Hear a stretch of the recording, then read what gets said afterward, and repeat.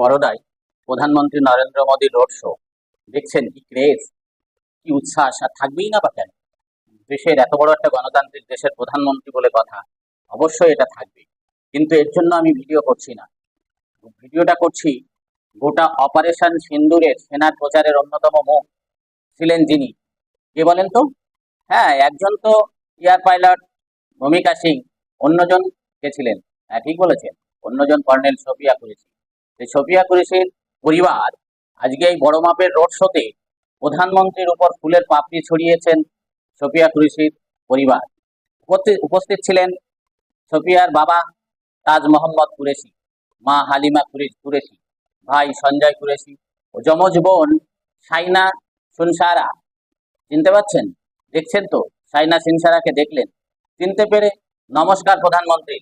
প্রধানমন্ত্রী তাদের চিনতে পেরে নমস্কার করলেন, তারাও প্রতি নমস্কার করলেন। পরে পরে সাইনা পরে সাইনা বলেন, এই রোড শোয়ে অংশগ্রহণ করা তাদের কাছে গর্বের মুহূর্ত। তার কথায় প্রধানমন্ত্রীর সঙ্গে ওই মুহূর্তকে আমি বর্ণনা করতে পারবো না। মনে হচ্ছিল উনি গোটা বিশ্বকে জানিয়ে দিচ্ছেন যে উনি আমাদের পাশেই আছেন, কারো ভয় পাওয়ার প্রয়োজন নেই। উনি নারী ক্ষমতায়নের জন্য অনেক কাজ করেছেন, অনেক কাজ করেছেন। শফিয়া কুরেশি বললেন, শফিয়া কুরেশির বোন বললেন।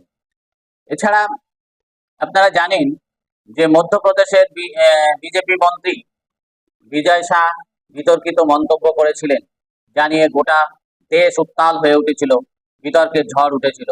তিনি অবশ্য সবার কাছে ক্ষমা চেয়েছেন, সেনা বাহিনী তথা মিডিয়া সমস্ত যারা আছে সবার কাছে ক্ষমা চেয়েছেন। কিন্তু একটা ছোট্ট খবর দিয়ে আজকের ভিডিও শেষ করব।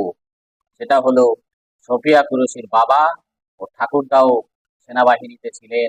তার মানে সেনাবাহিনীতে ভারতবর্ষকে সেবা করবার জন্যে তারা গোটা পরিবারটা কিভাবে ভারতের সেনাবাহিনীতে যোগ দিয়েছিলেন শুনতে পেলেন। শফিয়ার বাবা ও ঠাকুরদাও ছিলেন সেনাবাহিনীতে। ভালো থাকুন, সুস্থ থাকুন। ধন্যবাদ সবাইকে।